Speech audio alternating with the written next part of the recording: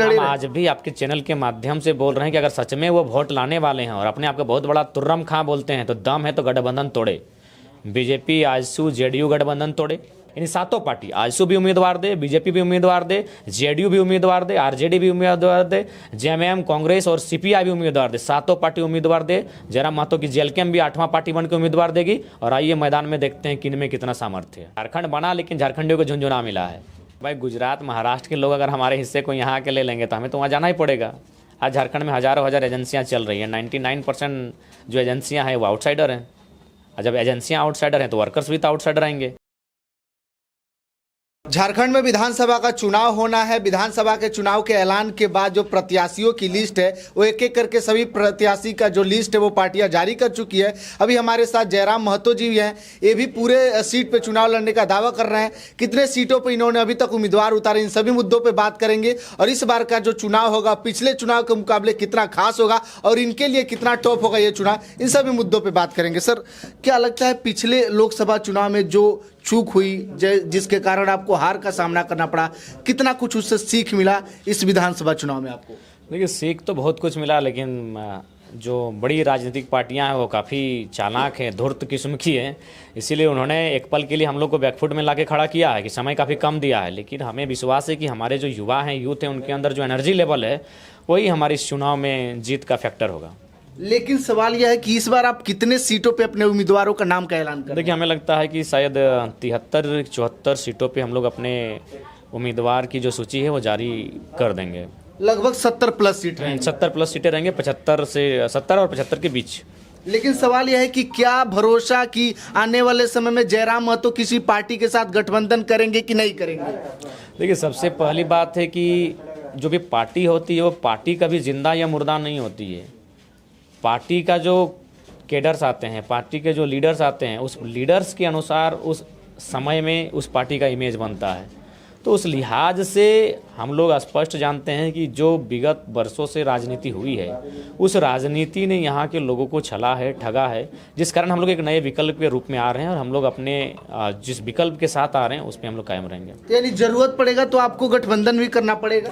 देखिए, उसके लिए राज्य की जनता से पूछा जाएगा। बिना राज्य की जनता की रायशुमारी के बिना हम लोग कोई काम नहीं करेंगे। और हम लोग उस नौबत ही ना आए, इसीलिए हम लोग जनता से चाहेंगे कि सीधा सीधी 41 सीटों से प्लस हमें आशीर्वाद मिले और एक बेहतर नीति बनाने के लिए हम लोग सहायक हो सकें। नॉमिनेशन में अच्छी खासी भीड़ उमड़ी थी, उस भीड़ को देख करके क्या अनुमान लगाया जा सकता है कि इस बार सीट डुमरी का एकदम कंफर्म है आपकी तरफ? देखिए, लोकसभा चुनाव में बेशक हम लोग की हार हुई, लेकिन हार के बाद भी हमें लगता है कि पहली बार इंडिपेंडेंट कैंडिडेट दो विधानसभा सीटों पर लीड करता है। उसमें से डुमरी को तो लगभग 35,000 से ज़्यादा वोटों से लीड किए थे। हाँ, तो मेरा मानना है कि जो वोट लोकसभा के टाइम डुमरी विधानसभा में आया था 90,500 के समथिंग था, वो वोट मुझे बरकरार दिख रहा है और वो जीत का फैक्टर होगा। अच्छा, विपक्ष के नेता है कह रहे हैं कि जयराम महतो वोट कटवा है, वो वोट काटने के चक्कर में लगे, उनसे कुछ बड़ा कुछ फर्क नहीं। हमें लगता है कि सबसे पहला बात, आप लोग मीडिया हैं, ये सब बातों को रिपीट करके आप लोग हमें नहीं लगता है कि जब आप देख चुके हैं कि 3.5 लाख भारत के इतिहास में कोई नहीं लाया है तो ये सवाल आप करने से पहले आपको खुद एक बार स्टडी और अध्ययन करने की आवश्यकता है। आपको लगता है कि अगर गठबंधन में वो लोग नहीं रहते, अगर इंडिपेंडेंट लड़े? हम आज भी आपके चैनल के माध्यम से बोल रहे हैं कि अगर सच में वो वोट लाने वाले हैं और अपने आप को बहुत बड़ा तुर्रम खां बोलते हैं तो दम है तो गठबंधन तोड़े। बीजेपी, आजसू, जेडीयू गठबंधन तोड़े।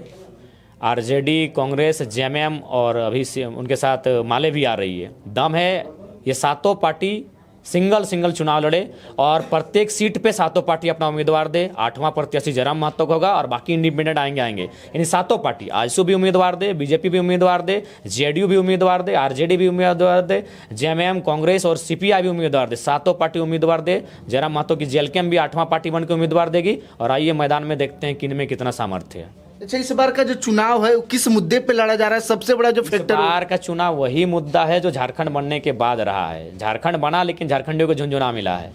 जब तक स्थानीय नीति नहीं बनेगी, ये परिभाषित ही नहीं होगी कि झारखंड के कौन है, तो दोनों हाथों से लोग लड्डू खा रहे हैं। हमारे राज्य में भी लड्डू खा रहे हैं और अपने पड़ोसी राज्य जिस राज्य से उनका संबंध है वहाँ भी लड्डू खा रहे हैं। तो इसीलिए स्थानीय नीति महत्वपूर्ण मुद्दों में से एक है और उनके अकॉर्डिंग और उस रिलेटेड जो मुद्दे हैं वही झारखंड के मुद्दे आज भी हैं। अच्छा, यहाँ पे फैक्ट्रियाँ तो है, कंपनियाँ तो है, जॉब के जरूरत तो है, लेकिन पलायन कर जाते हैं लोग, यहाँ से बाहर जाते हैं, गुजरात महाराष्ट्र जाते हैं। अरे भाई, गुजरात महाराष्ट्र के लोग अगर हमारे हिस्से को यहाँ के ले लेंगे तो हमें तो वहाँ जाना ही पड़ेगा।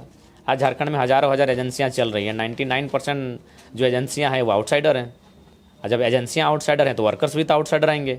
वो एजेंसी अपने अकॉर्डिंग तो वर्कर्स लेके आएगी, तो एजेंसी आउटसाइडर है इसीलिए वर्कर्स भी आउटसाइडर हैं। और झारखंड के लोग 40% मिनरल्स देने के बाद भी आज धूल फांक रहे हैं। अच्छा, कुछ लोग आरोप लगा रहे हैं कि लगभग 140 करोड़ 1,40,000 करोड़ रुपया केंद्र सरकार ने झारखंड का रोका है, जिसकी वजह से विवाद चलता है। ये सब कोयला का कुछ पैसा ऐसा नहीं, देखिए इस बात में सच्चाई है। ये तो है कि जहाँ केंद्र की सरकार राज्य में नहीं होती है वहाँ थोड़ा सा वो अनदेखा करती है और थोड़ा सा मतलब सोतेला व्यवहार करती है, ये सत्य है और ये इस बात पे तथ्य है। चलिए, अभी चुनाव में समय है, लगभग 15 से 20 दिनों का समय बचा है। कितना कुछ तैयारी चल रहा है, कितना कुछ स्ट्रगल होगा इस 20 दिनों में? देखिए 20 दिनों में जितना सक्षम है एक नई पार्टी के तौर पे करना, उससे ज़्यादा ही करेंगे और उसके बाद आगे मतदाता जाने। इससे मिला जुला करके देखा जाए तो आने वाले समय में ये जो चुनाव होगा काफ़ी टफ होगा और कहीं ना कहीं इनको विश्वास है कि इस बार का चुनाव बाकी चुनाव के मुकाबले काफ़ी अच्छा होगा। बाकी आप लोग क्या सोचते हैं, प्रतिक्रिया दीजिएगा, शेयर कीजिएगा। बहुत धन्यवाद।